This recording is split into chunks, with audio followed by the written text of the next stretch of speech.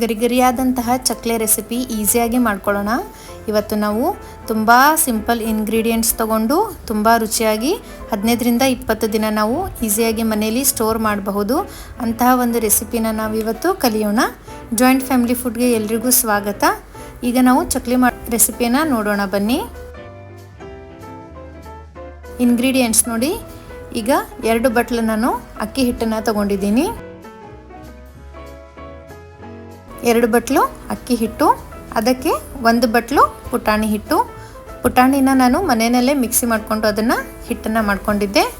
ಅದಕ್ಕೆ ಸ್ವಲ್ಪ ಜೀರಿಗೆ, ಸ್ವಲ್ಪ ಅರಿಶಿನ ಪುಡಿ, ಸ್ವಲ್ಪ ಕೆಂಪು ಖಾರದ ಪುಡಿ. ಖಾರ ಜಾಸ್ತಿ ಬೇಕಂದರೆ ನೀವು ಜಾಸ್ತಿ ಆ್ಯಡ್ ಮಾಡಿ.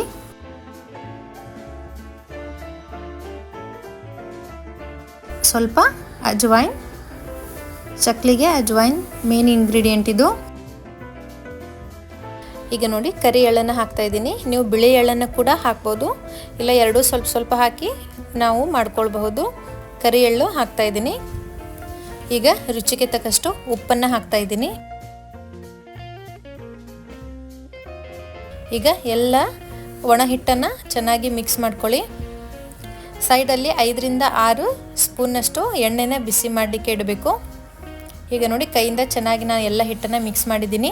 ಈಗ ನಾನು ಎಣ್ಣೆ ಇಟ್ಟಿದ್ದಂಥ ಎಣ್ಣೆನ ಕೂಡ ಬಿಸಿಯಾಗಿದೆ. ಈಗ 5ರಿಂದ 6 ಸ್ಪೂನ್ ನಾನು ಎಣ್ಣೆನ ಬಿಸಿ ಇಟ್ಟಿದ್ದೆ. ಈ ಬಿಸಿಯಾಗಿರುವ ಎಣ್ಣೆನ ಹಿಟ್ಟಿನಲ್ಲಿ ಹಾಕಿ ಚೆನ್ನಾಗಿ ಮಿಕ್ಸ್ ಮಾಡಿ. ಬಿಸಿಯಾಗಿರುತ್ತೆ, ನಿಧಾನವಾಗಿ ಕೈಯಿಂದನೇ ಚೆನ್ನಾಗಿ ಮಿಕ್ಸ್ ಮಾಡ್ಕೊಳ್ಳಿ. ಪೂರ್ತಿ ಎಣ್ಣೆ ಹಿಟ್ಟಿನ ಜೊತೆ ಚೆನ್ನಾಗಿ ಮಿಕ್ಸ್ ಆಗಬೇಕು. ಈಗ ನೋಡಿ ಕೈಯಿಂದ ಈ ರೀತಿ ಎಲ್ಲ ಹಿಟ್ಟನ್ನು ತಿಕ್ಕಿ ಚೆನ್ನಾಗಿ ಮಿಕ್ಸ್ ಮಾಡ್ಕೊಳ್ಳಿ. ನೋಡಿ ಕಲರ್ ಕೂಡ ಚೇಂಜ್ ಆಗ್ತಾ ಇದೆ. ನಾವು ಹಾಕಿದಂಥ ಅರಿಶಿನ ಮತ್ತು ಖಾರ ಎರಡು ಮಿಕ್ಸ್ ಆಗಿ ತುಂಬ ಚೆನ್ನಾಗಿ ಕಲರ್ ಬರ್ತಾ ಇದೆ. ನೋಡಿ ಈ ರೀತಿ ಕೈಯಿಂದ ಪೂರ್ತಿ ಹಿಟ್ಟನ್ನು ಮಿಕ್ಸ್ ಮಾಡ್ಕೊಳ್ಳಿ. ಈಗ ಬಿಸಿ ನೀರು ನೋಡಿ, ಚಕ್ಲೆ ಹಿಟ್ಟನ್ನು ಯಾವಾಗಲೂ ಬಿಸಿ ನೀರಿನಲ್ಲಿ ನಾದಬೇಕು, ಆವಾಗ ಕ್ರಿಸ್ಪಿಯಾಗಿ ಬರುತ್ತೆ. ಈಗ ಸ್ವಲ್ಪ ಸ್ವಲ್ಪನೇ ನೀರು ಹಾಕ್ತಾ, ಬಿಸಿ ನೀರು ನೆನ್ಪಿಟ್ಕೊಳ್ಳಿ. ಬಿಸಿ ನೀರಿನಲ್ಲಿ ನಾನು ಹಿಟ್ಟನ್ನು ನಾದ್ತಾ ಇದ್ದೀನಿ. ಯಾವುದೇ ರೀತಿ ತಣ್ಣೀರನ್ನು ಯೂಸ್ ಮಾಡಬಾರ್ದು. ಬಿಸಿ ನೀರಿನಲ್ಲಿನೇ ಪೂರ್ತಿಯಾಗಿರುವಂತಹ ಹಿಟ್ಟನ್ನು ನಾದ್ಕೊಳ್ಳಿ.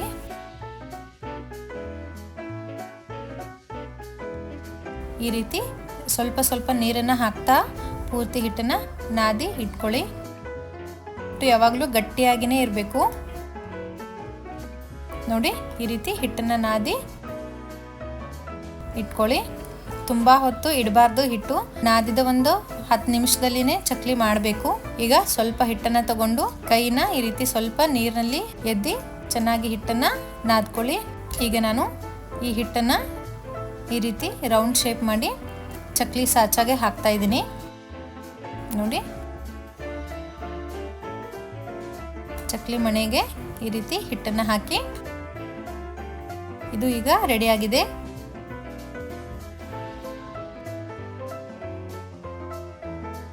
ನೋಡಿ ಎಷ್ಟು ಈಸಿಯಾಗಿ ಕಟ್ ಆಗೋದಿಲ್ಲ, ತುಂಬ ಈಸಿಯಾಗಿ ಮಾಡ್ಕೊಳ್ಬಹುದು ಚಕ್ಲಿನ. ತುಂಬ ಕ್ರಿಸ್ಪಿಯಾಗಿ, ತುಂಬ ಟೇಸ್ಟಿಯಾಗಿ, ತುಂಬ ಸಿಂಪಲ್ ಇಂಗ್ರೀಡಿಯೆಂಟ್ಸ್ ಒಂದಿಗೆ ನಾವು ಈ ರೀತಿ ಮಾಡೋಣ. ನೋಡಿ ನಾನು ಈ ರೀತಿ 5ರಿಂದ 6 ಚಕ್ಲಿನ ರೆಡಿ ಮಾಡಿ ಇಟ್ಕೊಂಡಿದ್ದೀನಿ. ಹಾಗೆ ಸೈಡಲ್ಲಿ ಎಣ್ಣೆನ ಬಿಸಿಗಿಡಿ.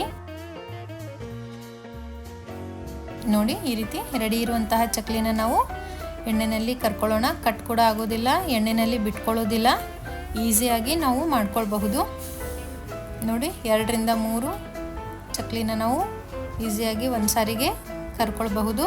ಯಾರು ಹೊಸದಾಗಿದ್ದೀರಾ ನಮ್ಮ ಜಾಯಿಂಟ್ ಫ್ಯಾಮಿಲಿ ಫುಡ್ಗೆ ದಯವಿಟ್ಟು ಸಬ್ಸ್ಕ್ರೈಬ್ ಆಗಿ, ಲೈಕ್ ಮಾಡಿ, ಶೇರ್ ಮಾಡಿ, ಕಾಮೆಂಟ್ ಮಾಡಿ. ಕ್ರಿಸ್ಪಿ ಆದಂತಹ ಚಕ್ಲಿ ತುಂಬ ಈಸಿಯಾಗಿ ಮಾಡ್ಕೊಳ್ಬಹುದು. ನೋಡಿ ನಮ್ಮ ಚಕ್ಲಿ ರೆಡಿ ಆಗ್ತಾ ಇದೆ. ನೋಡಿ ಈ ರೀತಿ 2 ಕಡೆ ಚೆನ್ನಾಗಿ ಗೋಲ್ಡನ್ ಬ್ರೌನ್ ಕಲರ್ ಬರೋ ತನಕ ಚೆನ್ನಾಗಿ ಫ್ರೈ ಮಾಡ್ಕೊಳ್ಳಿ.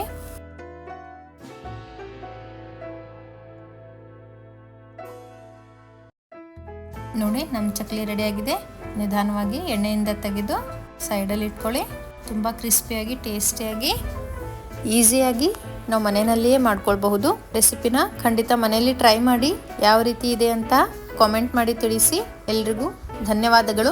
ಜಾಯಿಂಟ್ ಫ್ಯಾಮಿಲಿ ಫುಡ್ಗೆ ಸಬ್ಸ್ಕ್ರೈಬ್ ಆಗಿ. ಮತ್ತೆ ಹೊಸ ರೆಸಿಪಿಯೊಂದಿಗೆ ನೆಕ್ಸ್ಟ್ ವಿಡಿಯೋದಲ್ಲಿ ಭೇಟಿಯಾಗೋಣ. ಎಲ್ರಿಗೂ ಧನ್ಯವಾದಗಳು.